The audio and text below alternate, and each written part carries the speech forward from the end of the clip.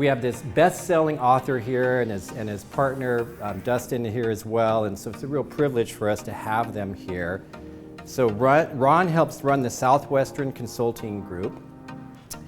And he's also one of 5 senior partners that have over 120 coaches that they lead. So imagine leading a bunch of coaches, so you got to really be on your game.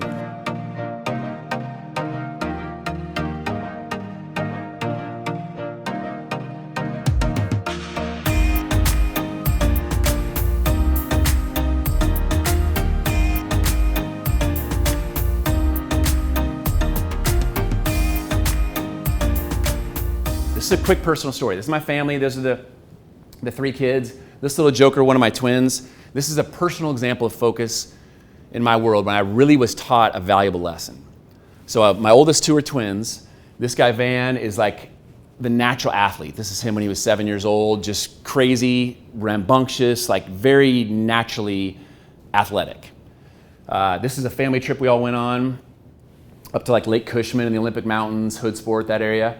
We came back a week later and his face was just swollen up. We thought he had an allergic reaction to shellfish. His face just kind of swolled up bad. Like we were crabbing and doing oysters and whatnot.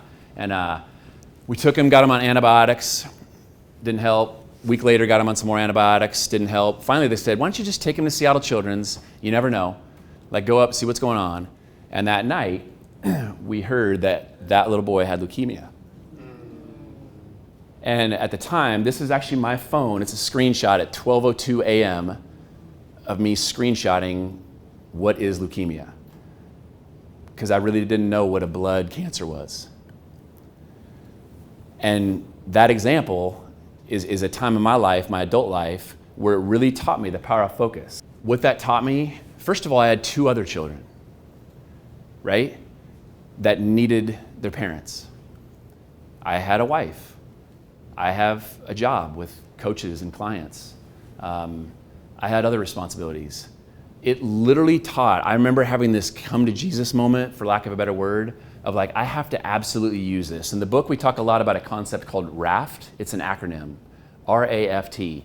And I tell you what, I'm not unique at all. We all have had loved ones that have gone through severe and intense things. Maybe you've been that one that's gone through it.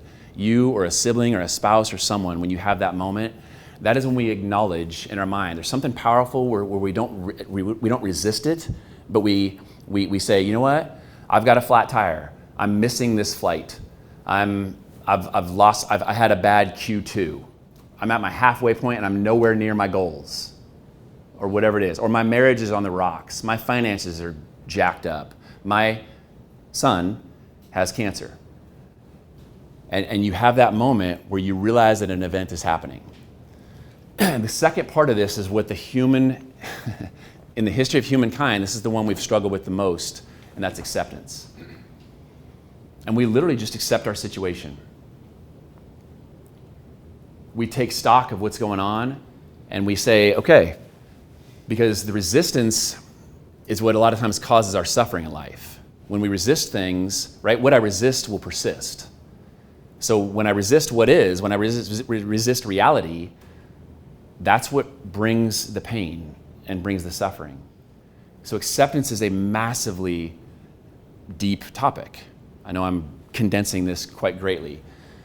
I'll never forget the 3rd morning I pulled into Seattle Children's Hospital, and I had to compose. I was in my truck, and I pulled into the parking lot, and I remember I was listening to a song to try to get my head right, and I was emotional, and I knew I couldn't get out of my truck to go see my son and see him that way, because he needed to see strength in his parents, right? And his siblings needed to see that. And I vividly remember sitting in my truck, and I remember looking around in Seattle Children's Hospital, and it was the first time I realized that license plate was from Idaho. That license plate was from Montana. This license plate was from Wyoming. Like, it made me realize there are a ton of these patients and people that are in this hospital that have relocated their entire family to be able to have quick access to a hospital as great as this one. I was driving from Black Diamond, no biggie. This overwhelming dose of perspective hit. Have you guys ever had that happen? Where you remember, man, I'm actually, and I remember thinking, we're fine, we got this.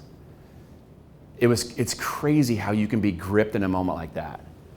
And that part is when you focus on the things you can control and give up to whatever you give it, but give away the things that are outside of my control. Hard to do sometimes, right? We literally just focus on the things we absolutely can control. And what happens in a moment like that, the T in RAFT in the acronym, is where we then literally take that negative energy, that emotion, that resistance, and we turn it into fuel. Have you ever known a human that's going through something that actually then all of a sudden has fuel to overperform what they were doing? Have you guys ever known that or seen someone? All the time. You look at historical greats, you read biographies, and it's crazy the hardships. You study stories like Abraham Lincoln that went through the most incredible hardships you can ever imagine, Nelson Mandela. I can go on and on and on and on. And these people a lot of times went through the pain, they went through the hardships, and then they use that as fuel. It's incredible what a human can do when they turn it around. I love this quote. For us, everyone in this room, the humility to admit and own mistakes and develop a plan to overcome them is essential to growth. The best people are not driven by ego or personal agendas. They are simply focused on the mission and how best to accomplish it. Pushing aside ego is crazy how important that is. I'm going to bring this home. When we have a stronger sense of focus and a bigger sense of responsibility, it helps us clarify our vision. Okay? What happened with that cancer diagnosis was I remember thinking, when I'm with this son, I was living a life of distraction like crazy, multitasking, overcommitting, prioritizations like all jacked up. And I remember that got my head and my heart straight to say, when I'm with him, there's nothing in the world. We're building Legos, we're doing puzzles, we're doing anything he wants to. And then when I'm not in that hospital with him, if it's time to work, that 200-pound phone, and you guys can relate, I'm making dials. I'm hitting it. When I'm with my other kids, like in other words, being so incredibly present. And I'll tell you, it has changed our life. My wife talks about it. His twin brother talks about it. His sister talks about it. It taught us an incredible lesson in the power of focusing and owning our stuff. Man, when focus goes to another level and ownership goes to another level, the endurance we have in every single part of our life is tied directly to the clarity of our vision.